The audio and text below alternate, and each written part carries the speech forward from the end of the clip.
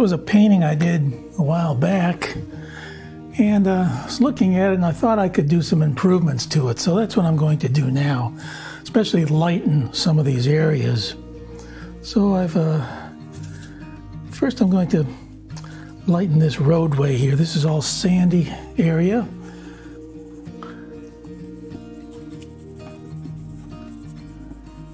And I thought I could make some lot brighter spots in here, especially for the where that sun is coming through and lighting up this sand. So I'm using some yellow and some white.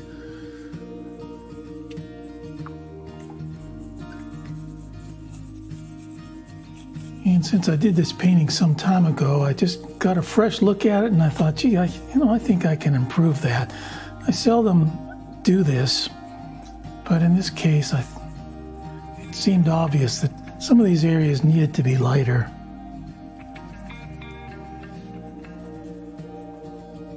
I'll just do a little here and then a little there. That way I can kind of keep a balance of things. It's a very warm sky. So I think I'll really lighten this up.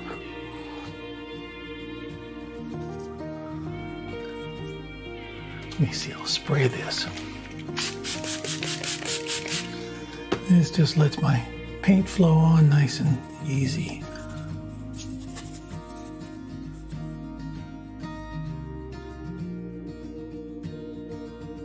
Sarah's back there. She said this kind of looks like a cloud. That's a good suggestion because I think I can kind of work with that idea, which I hadn't thought of myself, and really make some very light kind of white clouds, or not white, but very light clouds in here. Yeah, good idea.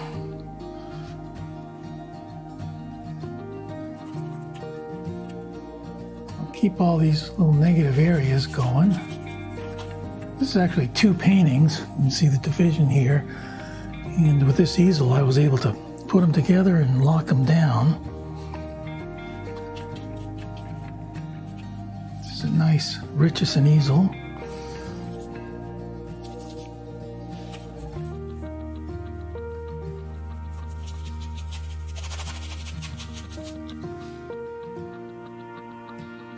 Yeah. And I'll put in some very light sky holes here, negative areas.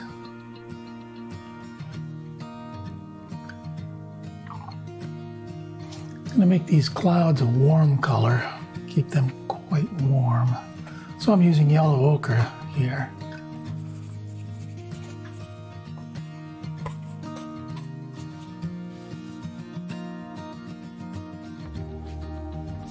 Well, maybe let's echo some of that way over here too. Got a lot of purpley colors going on over here. I think I'll keep that purple look. So I'm using cerulean blue and some alizarin crimson. Very light. Yeah, see, that's very, very warm color. I think I can count on one hand the number of times I've actually gone back and worked on a painting after I've thought I've already completed it. I just don't seem to do that. I do a painting and I leave it, then I move on to another one, but this is the exception here. Gee, it's kind of fun reworking this, because most of it's all finished. This is the Anclote Key Lighthouse. This is on Honeymoon Island in the Dunedin, Florida area on the Gulf Coast. There's an osprey nest up here. I do want to vary the color here because I don't want this all sort of a flat look. I want this to look like there's a number of colors here and a number of textures. Boy, this is tricky because get too many colors going in here, it's going to look false. But you don't have enough and it just won't be very interesting. So one problem I have here is I got a patch of light here, here, here. They're all equal. Don't like that. I need to break this up more so they're not evenly spaced like that. So I can do that a couple of different ways. One is just add another patch or two of light in here.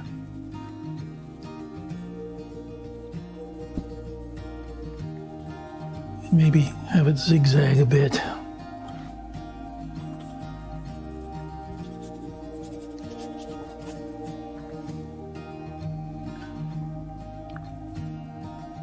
That way it won't look quite as symmetrical.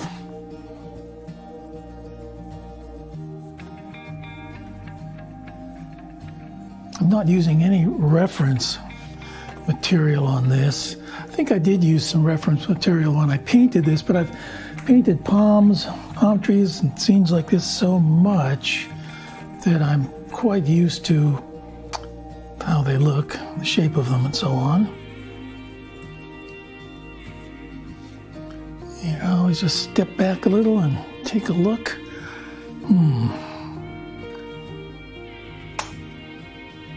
Here's a color I don't use too often, permanent green light. But, and I could make it permanent green light by mixing a few other colors on my palette, but this might save just a little bit of time just by using that color. Generally, I don't like to use tube colors, especially greens, but this is a nice vibrant green here.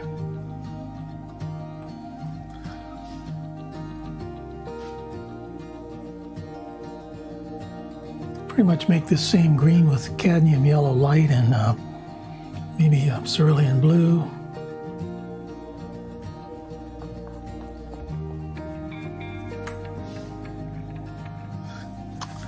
I want to get more color in these trunks too, so I'm going to go with an orange color. So I'll use a Indian yellow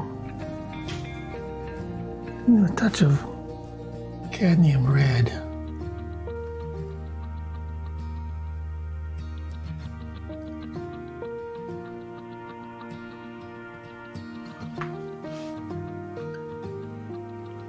And it gives a little bit of a glow on that side of the tree trunk.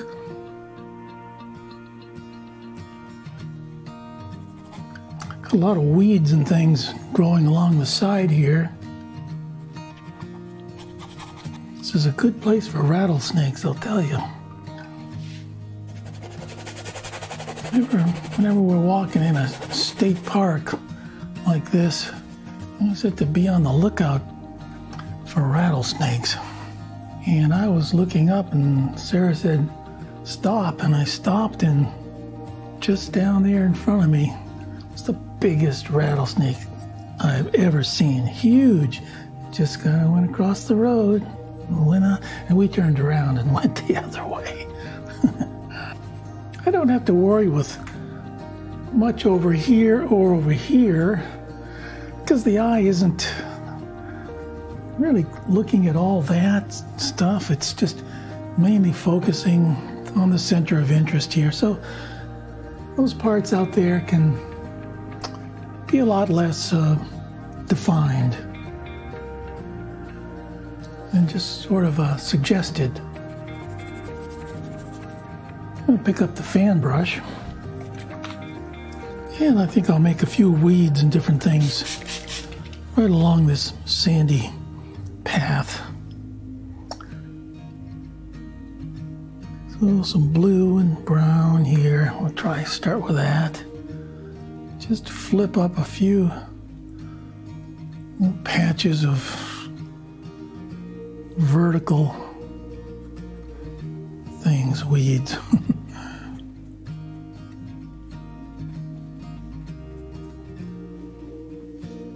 It kind of breaks that line up, doesn't it?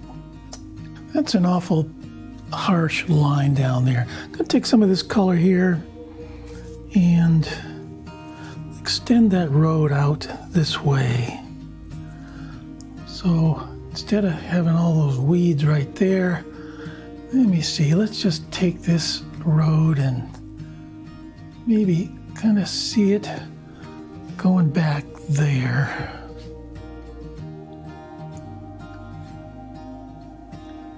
And maybe just follow that right through here. And that sort of gives another path.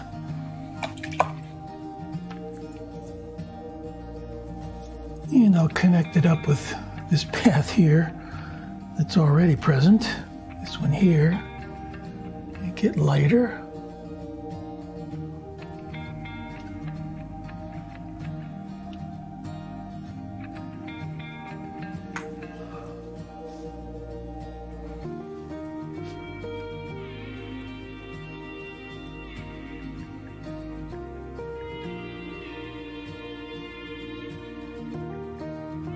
I'm just tapping this brush right on the front of it, right down there.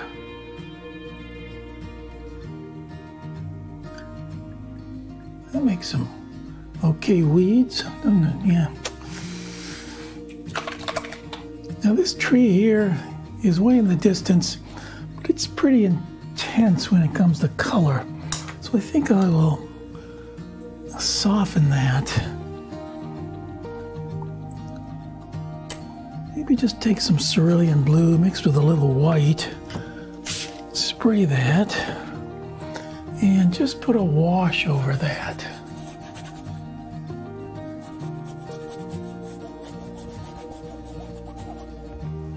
And that really pushes it back, doesn't it? It's working fairly well, so I think I will continue with that in my quest to lighten this painting and just continue on and lighten some of these areas back here. This is just with a thin wash of cerulean blue, white, and yellow ochre. Just thin down.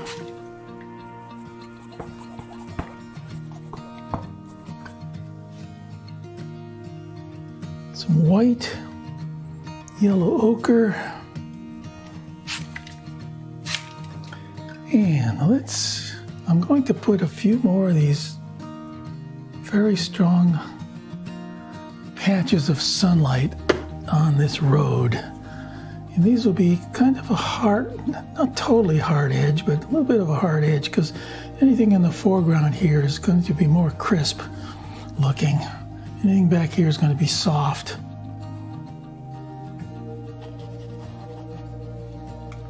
You see, maybe a few more of those. I don't want to put any down here, because then it would be boom, boom, boom, boom, sort of equal again. So I'm going to keep them away from here, because I don't want that repetitious. It's so easy to do this repetitious thing all the time. And a lot of times I find myself, and a lot of other artists do, if they have a mountain, they do the cloud that's the same shape as the mountain. That happens. So it's just a subconscious thing that happens. But I try and be aware of that.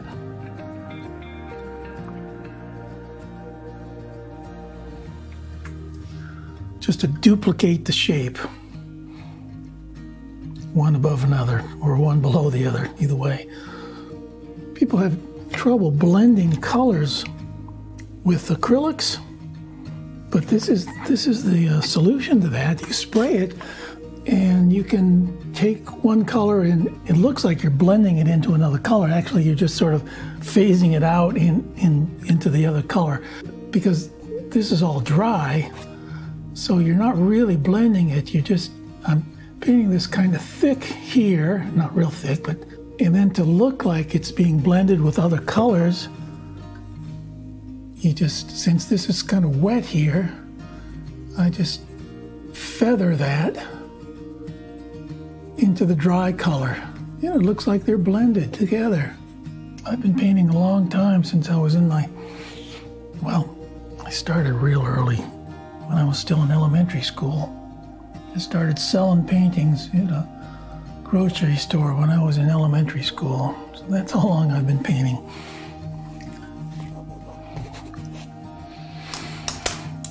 And back to the fan brush. And maybe something's bothering me right here. I think it just needs something to break up that area, and this might be what it needs.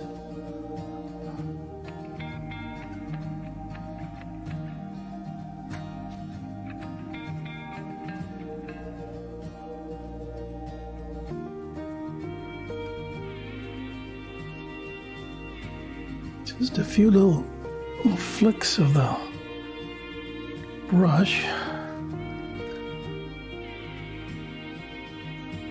Gee, you know what I could do? Might be fun. Let me give it a try. Maybe it just rained last night. And what if I just put a few little, I don't know if this is going to work, a few little puddles here.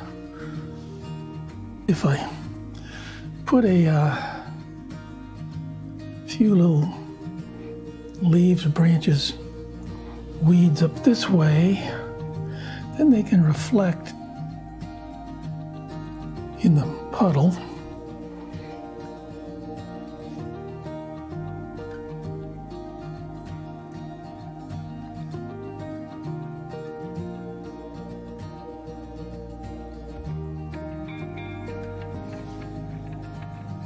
That might work. Now let me just take some white and just put around the edge of this. It won't be white by the time I get it on there because these other colors will show through it. Put one more down there. That way I can continue this reflection.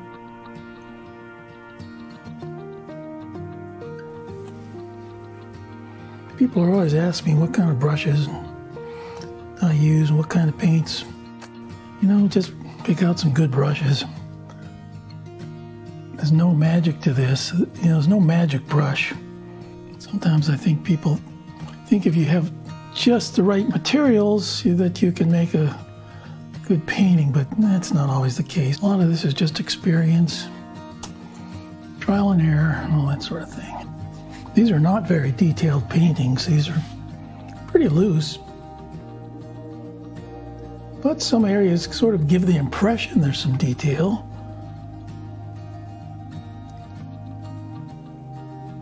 Especially when you stand back from them a bit.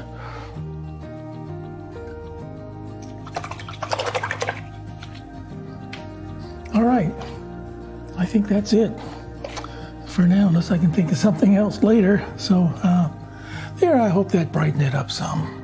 Yeah, it's okay.